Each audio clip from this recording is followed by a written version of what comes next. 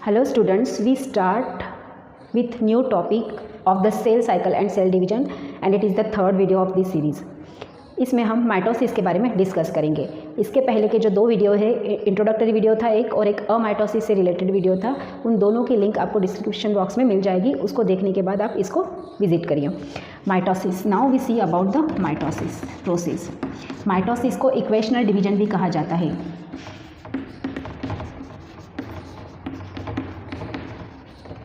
Equational division इसलिए कि number of the chromosome जो रहता है आपका सेल में after the complete process of the mitosis the number is same. यहाँ पे क्रोमोजोम का नंबर चेंज नहीं होता. किस सेल में होता है? जनरली सोमैटिक सेल में होता है. सोमैटिक सेल आपकी डिप्लॉयड होती है, बट कुछ लोअर ऑर्गेनिज्म एंड कुछ बैक्टीरिया इंसेक्ट के अंदर आपके सोशल इंसेक्ट है और कुछ लोअर ऑर्गेनिज्म प्लांट के अंदर भी आपका ये हैप्लॉइड सेल में भी होता है. haploid cell in lower plant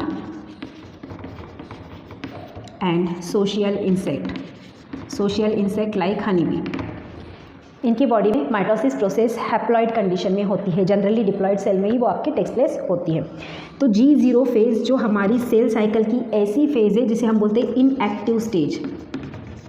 inactive stage means आपकी सेल अभी डिवाइड होने के लिए तैयार हो गई बट अभी एक्चुअल डिवीजन प्रोसेस में नहीं गई. तो जस्ट डिवीजन के पहले की जो स्टेज है that is the inactive stage और G0 फेज. देन हमने आपका जो G2 फेज देखी थी बेटा. G2 फेज में सेल पूरी तरीके से अपने आप को डिवाइड करने के लिए तैयार हो चुकी है. अब तैयार हो चुकी है तो फाइनली वो M फेज़ में जाएगी. तो G2 फेज़ और M फेज़ नियर अबाउट आपका सिमिलर रेशो आता है क्योंकि तुरंत G2 फेज़ कंप्लीट होने के बाद सेल M फेज़ में आती है और M फेज़ के हमने टाइप देखे थे माइटोसिस, माइटोसिस एंड मियोसिस. उसी का एक टाइप है आपका माइटोसिस. तो माइटोसिस में मतलब G2 फेज़ में जब जाता है साइकिल तो उसके अंदर नंबर ऑफ द स्टेप्स होती है and that step we call the prophase. The first step we called prophase, metaphase, anaphase and telophase.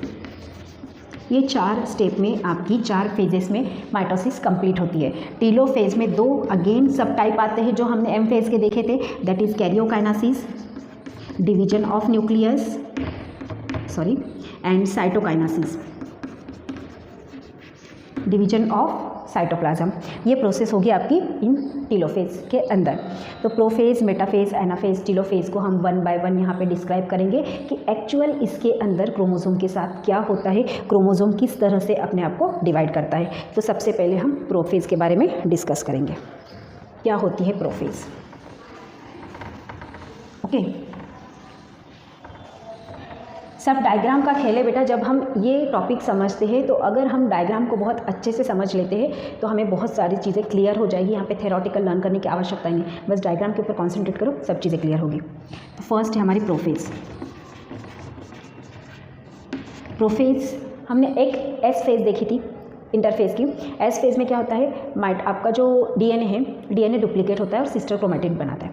तो डीएनए डुप्लीकेट हो गया, सिस्टर क्रोमैटिड हो गया, मतलब आपके पास जो डीएनए है वो जो क्रोमोसोम है वो कैसा है, जिसके पास सिस्टर क्रोमैटिड है. तो प्रोफेज के अंदर ये सपोज आपकी सेल है ना. सेल के अंदर ये न्यूक्लियस है और सेल के अंदर हमें पता है ये साइटोप्लाज्म होता है. So this is the cell membrane.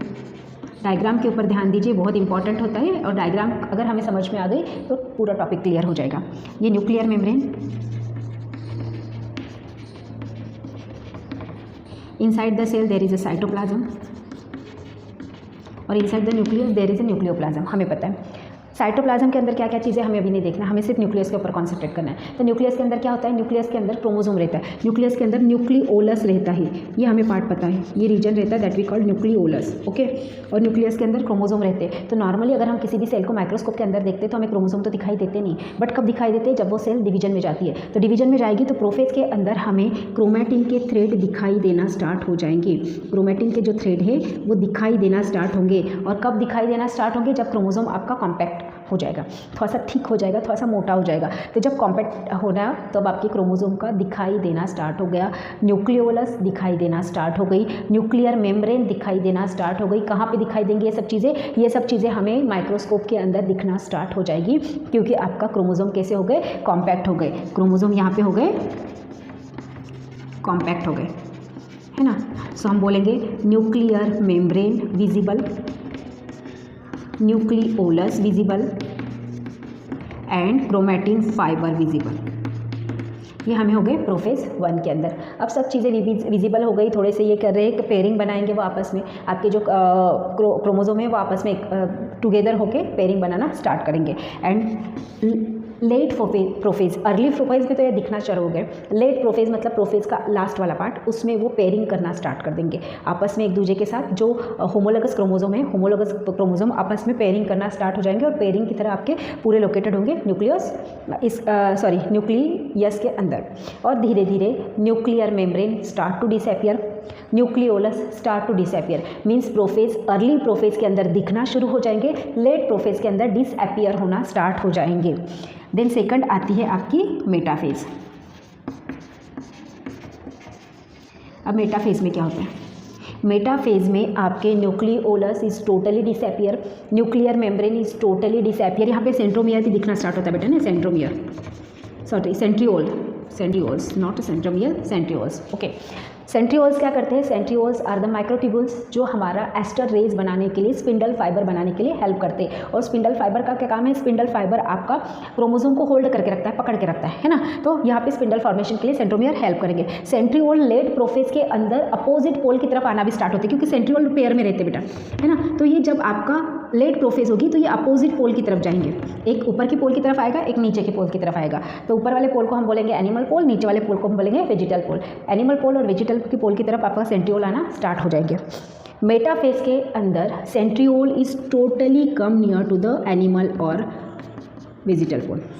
Centriole आ गए यहाँ पे, ओके, सेंट्रियोल आ गए। अब मेटाफेज में जो क्रोमोजोम है वो तो बहुत क्लियरली दिखते हैं। कैसे दिखाई देते हैं? With sister chromatid. ऐसे क्रोमोजोम दिखाई देंगे हमें कि उसके हमें सिस्टर क्रोमैटिड भी दिखाना स्टार्ट हो जाएंगे। ये हमें उसके सिस्टर क्रोमैटिड भी दिखना स्टार्ट हो जाएंगे मेटाफेज की अर्ली फेज के अंदर। यहाँ पे मैं 4 ही बना रही हूँ, ज़्यादा हौश पौश हो जाएगा तो 4 क्रोमोजोम है हमारे पास, वो सिस्टर क्रोमैटिड के साथ दिखना चालू हो गए, क्योंकि इतना ज़्यादा कॉम्पैक्ट स्ट्रक्चर उसने अपना बना लिया। एंड यहाँ पे न्यूक्लियोलस टोटली डिसअपियर होगा, न्यूक्लियर मेम्ब्रेन टोटली डिसअपियर होगा, आपके जो सेल ऑर्गेनल्स हैं वो तो दिखाई नहीं देते। सेंट्रियोल्स जो है अपोजिट पोल में आपके पहुँच गए and formation of the microtubule start कर दिया। यहाँ से उनने आपका माइक्रोट्यूब्यूल्स को बनना स्टार्ट कर दिया। अब मेटाफेज की जो लेट फेज होती है बेटा, है ना, अर्ली मेटाफेज में तो ये चीज़ें हो जाएगी। लेट मेटाफेज में क्या हो जाती है? लेट मेटाफेज में ये सभी के सभी क्रोमोजोम, इसी को मैं थोड़ा सा मॉडिफाइड करती हूँ डायग्राम को, ये सभी के सभी क्रोमोजोम आपके इक्विटर प्लेट के ऊपर जमा हो जाते हैं, इक्विटर मेम्ब्रेन के ऊपर। इक्विटर प्लेट क्या होती है? Centre of the cell. ये सेंटर है, सेंटर ऑफ द सेल में ये 4 क्रोमोजोम है मेरे पास। ये चारों क्रोमोजोम को मैं कुछ इस तरह से अरेंज करूँगी कि वो एक लाइन में आपके आ जाएंगे। ओके, ये आ गए इक्विटोरियल प्लेट के ऊपर, इक्विटर प्लेट के ऊपर आ गए। देन यहाँ से माइक्रोट्यूब्यूल्स बनते हैं, यहाँ पे स्पिंडल ने माइक्रोट्यूब्यूल्स बनना स्टार्ट कर दिए और ये माइक्रोट्यूब्यूल्स आपके सेंट्रोमियर के साथ अटैच हो गए। तो अगर मैं इसको थोड़ा सा जूम करके देखती हूँ तो ये मुझे कैसा दिखाई देगा? ये मुझे कुछ ऐसा दिखाई देगा। ओके, तो ये बीच वाला पार्ट हमने क्या बोला? इसे बोला हमने सेंट्रोमियर। बीच वाले पार्ट को हमने बोला सेंट्रोमियर। बट सेंट्रोमियर के पास एक और मेम्ब्रेनस स्ट्रक्चर रहता है। उस मेम्ब्रेनस स्ट्रक्चर जो सेंट्रोमियर को ऑल ओवर तक कोटेड करता है, उसको कोट करके रखता है, उसे कहता है किनेटोकोर। उसे कहा जाता है किनेटोकोर, और उस प्लेट को कहा जाता है किनेटोकोर प्लेट। तो जो स्पिंडल जुड़ते हैं बेटा वो सेंट्रोमियर से नहीं जुड़ते, एक्चुअली स्पिंडल जुड़ते हैं ये किनेटोकोर प्लेट से जुड़ते हैं। यहाँ से जुड़ेंगे स्पिंडल, कहाँ जुड़ेंगे? एक साइड से तो आपका एनिमल पोल से आया या किनेटोकोर प्लेट है उससे जुड़ा, इधर से वेजिटल पोल से आया, किनेटोकोर प्लेट जो है उससे जुड़ा। मीन्स एक्चुअली सेंट्रोमियर से वो न जुड़ते हुए किनेटोकोर प्लेट से आपके जुड़ना स्टार्ट हो जाते हैं। यहाँ से कभी क्वेश्चन अराइज हो सकता है कि एक्चुअली द एडिशन और actually the joining of the microtubules is where found in the chromosome. तो क्रोमोजोम के ऊपर कहाँ पे वो जॉइनिंग होती है? तो फिर किनेटोकोर के पास वो जॉइनिंग होती है। तो ये जो स्ट्रक्चर है, इस तरह का स्ट्रक्चर हमें कहाँ दिखाई देगा? इस तरह का स्ट्रक्चर हमें दिखाई देगा मेटाफेज के अंदर, लेट मेटाफेज के अंदर। So what is the difference between the spindle fibre और एस्टर रे? इसी को स्पिंडल फाइबर कहते हैं ना, इसी को हम बोलते हैं स्पिंडल फाइबर। स्पिंडल फाइबर क्या है? Actually spindle fibre is nothing but the microtubules. Microtubules है जो उसको ज्वाइन करके रखता है, क्रोमोसोम को एक तरीके से ज्वाइन करके रखता है। तो एस्टर में और स्पिंडल में डिफरेंस क्या है? एस्टर एक्चुअली क्या है बेटा? ये स्पिंडल जो है जितने नंबर ऑफ द क्रोमोसोम है उतने साथ अटैच होंगे, बट कुछ कुछ स्पिंडल जो रहते हैं ना आपके पूरे पोल के साथ अटैच होते हैं, कि जिनके अंदर एक भी क्रोमोसोम नहीं है, बीच में से भी जाएंगे, इन्हें किसी क्रोमोसोम को अटैच नहीं किया है ना, और इधर से भी आपके मुँह होंगे। That we call the aster ray. ऐसे स्पिंडल फाइबर जिनने किसी भी क्रोमोसोम को होल्ड करके नहीं रखा, पकड़ के नहीं रखा, but animal pole to vegetal pole to animal pole run up कर रहे हैं, that spindle we call the aster ray. That is the basic difference between the spindle fibre and aster ray. और स्पिंडल फाइबर किसके बने हैं? Spindle fibre हमारे microtubules के बने हैं। ओके, सेंट्रीओल सिर्फ एनिमल सेल में पाया जाता है, हमने देखा है। तो इक्वेटोरियल प्लेट के ऊपर आ गए, कौन सी फेज़ में? लेट मेटा फेज़ में। अब नेक्स्ट फेज़ में आपका जाएगा ये जो सेल है, सेल नेक्स्ट फेज़ में जाएगी। नेक्स्ट फेज़ क्या है हमारी? प्रोफेज के बाद मेटाफेज, मेटाफेज के बाद एनाफेज, पर उसके लिए मुझे ये मिटाना पड़ेगा। Okay, so now we move towards the anaphase. Anaphase के बारे में डिस्कस करते हैं कि क्या होता है एनाफेज के अंदर। Okay, the third stage is anaphase. Anaphase के अंदर ये हमारे न्यूक्लियस है। यहाँ पे हमने जो क्रोमोसोम इक्वेटोरियल प्लेट के ऊपर आपके लग गए थे, एक्चुअली क्या होगा, माइक्रोट्यूब्यूल्स अटैच होने की वजह से, माइक्रोट्यूब्यूल्स अटैच होने की वजह से ये जो क्रोमोसोम है, इसको मैं जूम करके यहाँ पे बनाती हूँ इस तरह से, तो ये जो क्रोमोसोम का सेंट्रोमियर है बीच से टूट जाएगा, सेंट्रोमियर बीच से टूट जाएगा, ये सब टूट जाएगा ऐसा बीच में से, एंड आपका एक सिस्टर क्रोमैटिड एनिमल पोल की तरफ और दूसरा सिस्टर क्रोमैटिड आपका वेजिटल पोल की तरफ खींचा जाएगा। कौन खींचेगा इसको? ये स्पिंडल फाइबर लगे हैं ना उसके साथ, इसको खींचने के लिए तो लगाए हमने, इसको तोड़ने के लिए तो लगाए हमने। तो एनिमल आपके जो स्पिंडल फाइबर है ये क्या करेंगे, आपका यहाँ से पहले तो सेंट्रोमियर में से वो टूट जाएगा, कट जाएगा, एंड आधा आधा हो जाएगा, जो सिस्टर क्रोमैटिड टूट के गिर गए। देन आपका जो एनाफेज की लेट एनाफेज है उसके अंदर जब ये आपके इक्वेटोरिया टूटना स्टार्ट हो जाता है, उस दौरान क्या हो जाता है बेटा, उस दौरान आपके स्पिंडल के ऊपर बहुत ही ज़्यादा प्रेशर आके स्पिंडल उसको एनिमल पोल और वेजिटल पोल की तरफ खींचना चालू कर देता है। मीन्स आपको ये स्ट्रक्चर कुछ ऐसा दिखाई देगा।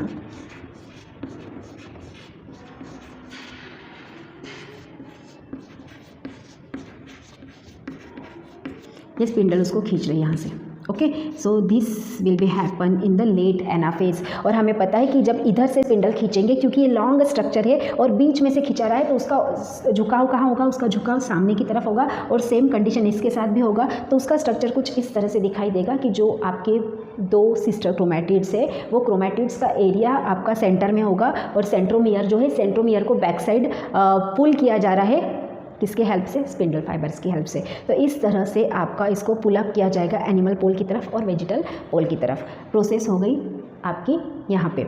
अब लेट एनाफेज में, लेट एनाफेज में आने के बाद फाइनली वो कहाँ जाएंगे? आधा वो जो क्रोमोसोम है, नंबर ऑफ द क्रोमोसोम कितने थे हमारे पास? 4 ही है। अब हम देखेंगे तो यहाँ पे भी 4 क्रोमोसोम है, यहाँ पे भी 4 क्रोमोसोम है। तो क्या नंबर ऑफ क्रोमोसोम चेंज हुआ? क्या नहीं हुआ। तो क्या चेंज हुआ? चेंज बस ये हुआ कि जो सिस्टर क्रोमैटिड थे वो हट गए। अब जब ये नया डेवलप होगा तो वो अपना सिस्टर क्रोमैटिड खुद बना देगा। कौन से फेज़ में बनाता है? एस फेज़ में बनाता है। इंटरफेज के एस फेज़ में हमने देखा ना कि वो सिस्टर क्रोमैटिड को नए से बना लेता है। तो एस फेज़ में जब चले जाएगी साइकिल, तो वो नया सिस्टर क्रोमैटिड वहाँ पे डेवलप करेगा। But number of the chromosome कैसा है? यहाँ पे number of the chromosome same है, number of the chromosome change नहीं हुआ। ओके, अब लेट एनाफेज के अंदर और एक स्टार्ट हो जाता है कि यहाँ पे न्यूक्लियर मेम्ब्रेन बनना स्टार्ट हो जाती है, न्यूक्लियोलस बनना स्टार्ट हो जाता है। तो एक्चुअली ये प्रोसेस टीलोफेज का अर्ली और एनाफेज का लेट फेज कहलाता है। जो हमारी नेक्स्ट फेज है that is the telophase, early phase of the telophase and let phase of the anaphase. इसमें क्या हो जाता है, ये हमारा ये है एनिमल पोल के पास, ये आपके पहुँच गए, और ये वेजिटल पोल के पास आपके पहुँच गए।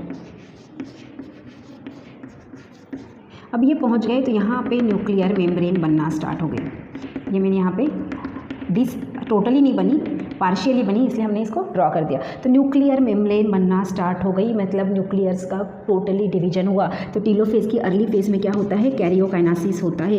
कैरियोकाइनेसिस हमने बोला था डिवीजन ऑफ द न्यूक्लियस। तो न्यूक्लियस क्रोमोसोम तो डिवाइड हो ही चुका है, अब न्यूक्लियर मेम्ब्रेन भी बनना स्टार्ट हो जाएगी। धीरे धीरे न्यूक्लियोलस भी डेवलप होना स्टार्ट हो जाएगा। न्यूक्लियोलस का भी डेवलपमेंट इसके अंदर स्टार्ट हो जाएगा। प्रोटीन का फॉर्मेशन तो स्टार्ट हो ही जाता है। देन आपके जो सेल ऑर्गेनल्स हैं, माइटोकॉन्ड्रिया है, इनका भी डेवलपमेंट, एंडोप्लाज्मिक रेटिकुलम है, गोल्गी बॉडीज़ है, उनका भी धीरे धीरे फॉर्मेशन होना स्टार्ट हो जाएगा। तो कैरियोकाइनेसिस में the end stage of the karyokinesis the complete nuclear membrane is develop. अब कंप्लीट न्यूक्लियर मेम्ब्रेन तो डेवलप हो गई। So what about cytoplasm? इसके बाद सेकंड स्टेज होगी साइटोकाइनेसिस। फिर ये जो सेल वॉल है, ये सेल वॉल अंदर की तरफ कॉन्स्ट्रिक्ट हो जाएगी, अंदर की तरफ कॉन्स्ट्रिक्ट होगी और इसके बीच में एक प्लेट फॉर्मेशन करेगी, that we call the cell plate formation. And cell plate formation के बाद सेल वॉल का प्रिपरेशन किया जाएगा और फाइनली आपकी 2 सेल में आपकी सेल डिवाइड हो जाएगी, पेरेंट सेल से डॉटर सेल में। और आपके जो क्रोमोसोम है, क्योंकि हमें ये दिखना स्टार्ट हो गए थे कॉम्पैक्ट होने की वजह से, फिर से डिसअपियर होना स्टार्ट हो जाएंगे, टीलोफेज के अंदर ही डिसअपियर होना, क्योंकि फिर वो क्या होगा, कॉन्स्ट्रिक्शन उसका हट गया, उसका कॉम्पैक्शन हट गया, तो वो क्या होंगे, आपके फिर से डिसअपियर होना चालू होंगे, क्योंकि नॉर्मल सेल के अंदर तो हमें क्रोमोसोम दिखाई नहीं देते, सिर्फ जो डिवाइडिंग सेल है उसी के अंदर हमें क्रोमोसोम दिखाई देते। तो अब क्योंकि यहाँ पे डॉटर सेल बन गई, तो डॉटर सेल अभी इंटरफेज में जाएगी, अब उसको डिवाइड होने के लिए टाइम है, तो वहाँ पे क्रोमोसोम कैसे होंगे, आपके इनविजिबल होते जाएंगे, न्यूक्लियर मेम्ब्रेन डेवलप हो जाएगी, न्यूक्लियोलस डेवलप हो जाएगा, जो सेल ऑर्गेनल्स है, सेल ऑर्गेनल्स का धीरे धीरे फॉर्मेशन हो जाएगा, सेल प्लेट फॉर्मेशन होकर साइटोकाइनेसिस की प्रोसेस भी कंप्लीट हो जाएगी, जहाँ पे सेल वॉल फॉर्मेशन किया जाएगा। तो ये 4 फेजेस आती है हमारी माइटोसिस के अंदर, prophase, metaphase, anaphase and telophase. सब में early phase and let phase में कुछ थोड़े डिफरेंसेस है। अगर हम डायग्रामेटिकली उसको समझ लेते हैं तो थेरोटिकली लिखने के लिए हमें ज़रा भी मुश्किल नहीं जाएगा, बहुत ही सिंपल सा फंडा है, एक बार एक्सप्लेन आ गया, एक बार समझ में आ गया तो बहुत क्लियर हो जाता है। बट बहुत इंपॉर्टेंट बेटा पार्ट है, 101% आपका बोर्ड एग्जामिनेशन में माइटोसिस और मियोसिस दोनों में से एक पे तो क्वेश्चन आना ही आना है, 100% आता है हर साल। लेसन भला ही छोटा है बट टॉपिक बहुत इंपॉर्टेंट है। Okay, this is about mitosis. कहाँ होता है, सोमैटिक सेल में। जनरली सोमैटिक सेल कैसे होती है, डिप्लॉयड सेल में। पर कुछ लोअर प्लांट्स ऐसे हैं, कुछ सोशल एनिमल्स या इंसेक्ट ऐसे हैं, एनिमल्स नहीं कहेंगे हम, सोशल इंसेक्ट ऐसे हैं जिनकी बॉडी में भी अमाइटोसिस प्रोसेस होती है, माइटोसिस के पहले जो हमने देखी है वो। तो माइटोसिस जनरली सभी डिप्लॉयड सेल में आपकी हो रही है। Okay, so what are the significance of mitosis. Mitosis हो रहा है, ठीक है, उसका फ़ायदा क्या है वो भी तो देखें हम। तो बस इतना एरिया मिटा दूँ मैं आपको, सिग्निफिकेंस 2-3 मिनट में कंप्लीट हो जाएगा बेटा आपका। सिग्निफिकेंस ऑफ माइटोसिस क्या होता है, पहले तो ये कौन सा है, इक्वेशनल डिवीजन है। तो इक्वेशनल डिवीजन है, मतलब नंबर ऑफ क्रोमोसोम यहाँ पे चेंज नहीं होना, मिक्सिंग ऑफ द क्रोमोसोम नहीं होना, म्यूटेशन नहीं होना। तो जो एक सेल डिवाइड होकर दूसरी सेल बनेगी तो दोनों सेल के पास number of the chromosome same रहेंगे, number of the gene same रहेंगे, location of the gene same रहेगा, एक ये कंडीशन। दूसरी है help for continuity of life. सोचो अगर बॉडी में माइटोसिस नहीं होता तो क्या होता, जितनी भी सेल डेड हो रही है, क्योंकि हमने देखा कि हर मिनट में सेल खत्म हो रही बॉडी में से और उसकी जगह नई सेल बन रही, तो बॉडी में से सेल खत्म हो रही, बट नई सेल बन ही नहीं रही, नई सेल डिवाइड नहीं हो रही है, तो फाइनली लाइफ खत्म, एग्जिस्टेंस ऑफ लाइफ खत्म। तो it is very important for the existence of the life, continuity of the life. किसी भी एनिमल्स में जीवित रहने के लिए बहुत ही इंपॉर्टेंट प्रोसेस है, अगर वो बंद हो गई तो जीवित रहना भी वहाँ पॉसिबल नहीं है। देन क्या करता है और ये करता है हमारा help to recover damage cell. अब सपोज़ किसी सेल का साइकिल का 24 आवर का सेल साइकिल है, 24 आवर रन करती है वो, बट 24 अभी सेल डिवाइड हुई है और 24 आवर कंप्लीट भी नहीं हुए उसको, 24 आवर कंप्लीट होने से पहले ही वो डैमेज हो गई किसी फिजिकल बैरियर की वजह से, कुछ लग गया, हाथ में लग गया, पैर में लग गया, कुछ लगती रहती हमें तो डैमेज हो गई। तो डैमेज हो गई तो उसकी आसपास की जो सेल्स है वो क्या करेगी, तुरंत आपकी माइटोसिस में जाएगी और उस डैमेज पार्ट को भरने का काम करेगी। तो यहाँ पे डैमेज सेल से, डैमेज बॉडी पार्ट से, डैमेज ऑर्गन है उसको डेवलप करने के लिए भी इम्पॉर्टेंट मेथड है। सभी डैमेज पार्ट को ये आपका रिकवर करता है। तो ये भी एक माइटोसिस का फ़ायदा है। नंबर ऑफ़ द सेल्स हमारी बॉडी में सेम रहती है। अगर हमें कोई बीमारी हो जाती है, हमें अगर कोई ज़ख़म हो जाती है, हमें अगर कोई चीज़ लग जाती है, तो उसके द्वारा जो हमारी ज़ख़म है, जो हमारा डैमेज बॉडी पार्ट है, उसको भरा जाता है with the help of mitosis. ये कुछ हमारे सिग्निफिकेंस है माइटोसिस के। इम्पॉर्टेंट प्रोसेस है, कब से कब तक चलती है, जब से हम जन्म भी नहीं लेते तब से लेके हमारे मृत्यु तक कंटिन्यूसली बॉडी के अंदर होती है। मीन्स अभी भी मेरी बॉडी में, आपकी बॉडी में माइटोसिस चल रही है, आराम से चल रही है, क्योंकि हर एक सेल का लाइफ स्पैन अलग अलग होता है। तो माइटोसिस ये कंटिन्यूअस होने वाली प्रोसेस है किसी भी ऑर्गेनिज्म के जन्म से पहले, क्योंकि जन्म से पहले बच्चा कहाँ रहता है, जन्म से पहले कोई भी ऑर्गेनिज्म कहाँ रहता है, मदर के वूम्ब में रहता है। मदर के वूम्ब में है तो तब तक उसका पूरा डेवलपमेंट नहीं होता, तो during the process of development भी होती रहती है, and after the completion of the development भी होती रहती है, मतलब बुढ़ापे तक टिल योर डेथ कंटिन्यूसली होने वाली प्रोसेस है। हर सेल में होती है बॉडी की, अगर बॉडी डिप्लॉयड कंडीशन में होती है तो। प्लांट बॉडी में ये कंटिन्यूअस होती है in case of meristematic tissue. Plant में मेरिस्टेमेटिक टिश्यू 2 जोन में रहते हैं, एक रहता है शूट अपाइकल मेरिस्टेम जो शूट एरिया में रहता है, दूसरा रहता है रूट अपाइकल मेरिस्टेम जो रूट एरिया में रहता है। तो मेरिस्टेमेटिक टिश्यूज़ के अंदर माइटोसिस प्लांट के अंदर होने वाली कंटिन्यूअस प्रोसेस है। Okay, this is about mitosis. यहाँ पे माइटोसिस वाला टॉपिक हमारा कंप्लीट हो जाता है, क्लियर हो जाता है। सिर्फ डायग्राम का खेल है बेटा, एक बार डायग्राम समझ में आ गई तो पूरा टॉपिक आपके समझ में आ जाता है और आप उसको बिना देखे बिना रटे लिख सकते हो। बस एक बार हमें डायग्राम के ऊपर कॉन्सेंट्रेट करना है और उसको अच्छे से समझना है। आई होप ये आपको समझ में आ गया होगा। इस टॉपिक से related notes as well as इस लेसन की जो पूरी सीरीज़ है वो आपको इस वीडियो के डिस्क्रिप्शन बॉक्स में मिल जाएगी। इसके अलावा टेलीग्राम चैनल की एक लिंक भी मिलेगी जहाँ पे आपको माइक्रो नोट्स अवेलेबल किए जाएंगे अगर आप उसको ज्वाइन करते हो तो। नेक्स्ट वीडियो में हम मियोसिस के बारे में डिस्कस करेंगे। Thank you everyone.